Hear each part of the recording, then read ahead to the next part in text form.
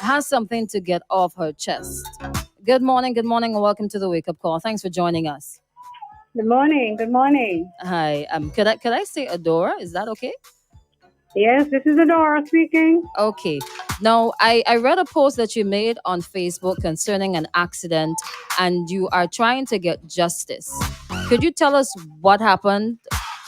What is going on with your story? Tell us your story. Yes. Well, my name is Juliana Adora Lewis, and I Mm-hmm. live at Castle Hill. Mm-hmm. On the 20th of October, I boarded a minivan Mm-hmm. at Peace Memorial Hall.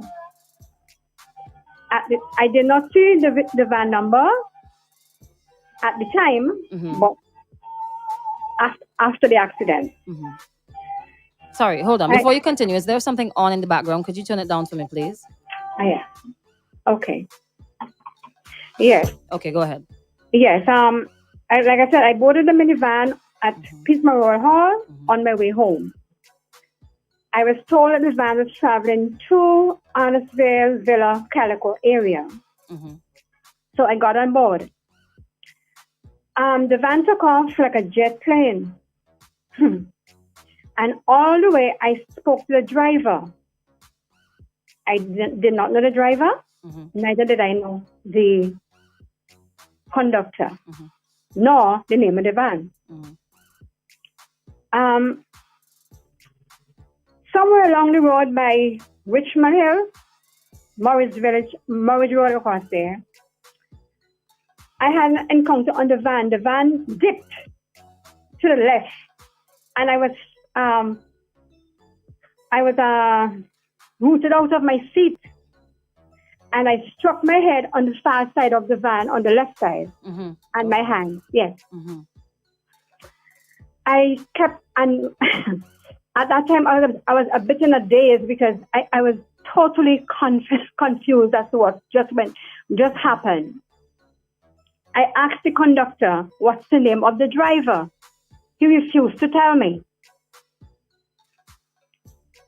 Mm-hmm. And so I I continued to pray to the Lord. I said, Lord, please help me in this one. Mm-hmm. The driver continued to drive the van, even though the van had just dipped and pitched me out of my seat, along with some of the other passengers. 3 other passengers were on board. Mm-hmm. I don't know them. I have a feeling they were friends of his. Mm-hmm. And he kept cursing me out on the van, calling me all sorts of names. And I said, okay, I'll deal with you. The van continued to speed all the way to Sally Spring. When he decided to,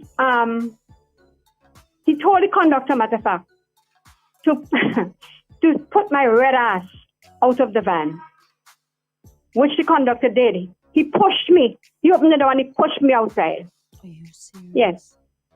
And I stood there by the side of the road, and something told me to just get that number.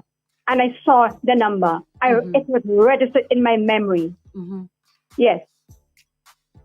So, and there was some person standing by the roadside there, which I had a conversation with. I didn't ask their names. I didn't know who they were at Sally Spring. And then I said to myself, I'm not going to board another van to go home because I live at Castle Hill. And I walked from Sally Spring. It was around 11:30 or thereabouts.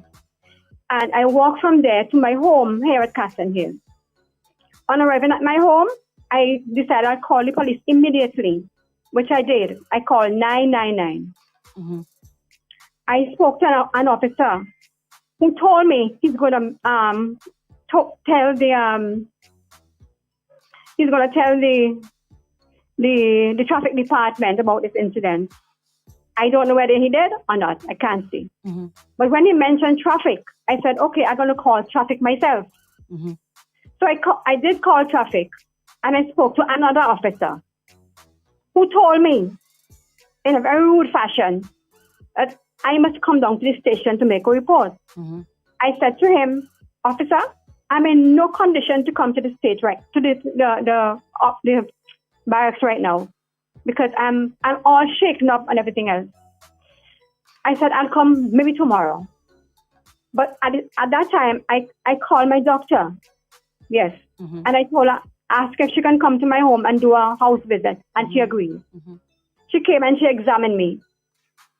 And she told me that I had no broken bones, but she said, because of all the licks I got in my head and so on, I must go under the shower and I should continue to use cold packs on my hand and on my head, which I did.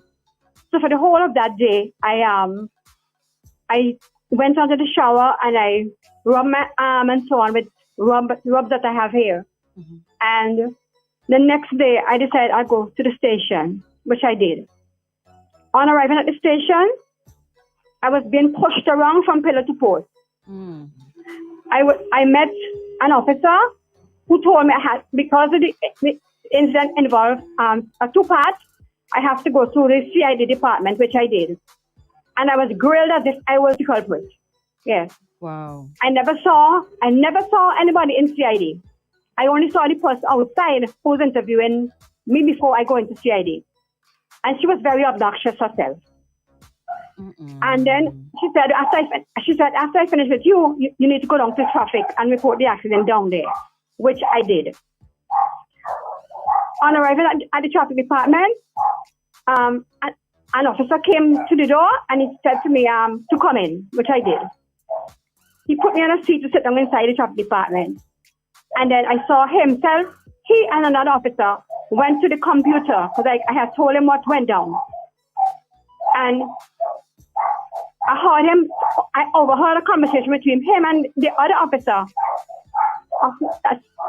Tell her that number does not exist in the system.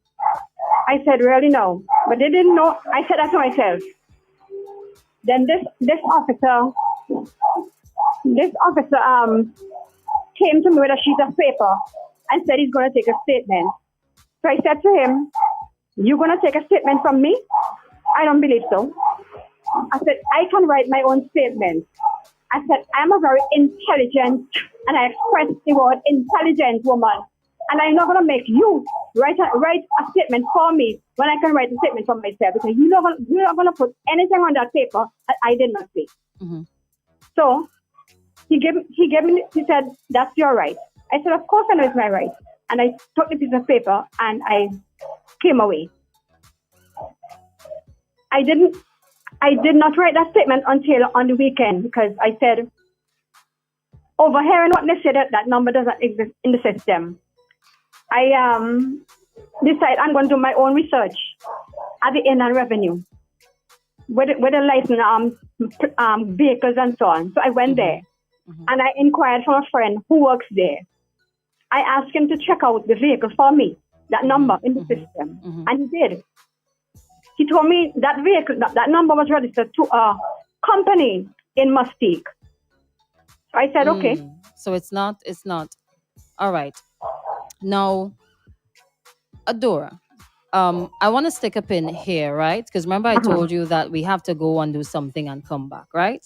Yes. I know there's a second part to this story, right? So I'm going to stick a pin and then I'm going to continue. We're going to read out some comments and so on, and then we're going to go forward, all right? Okay. All right.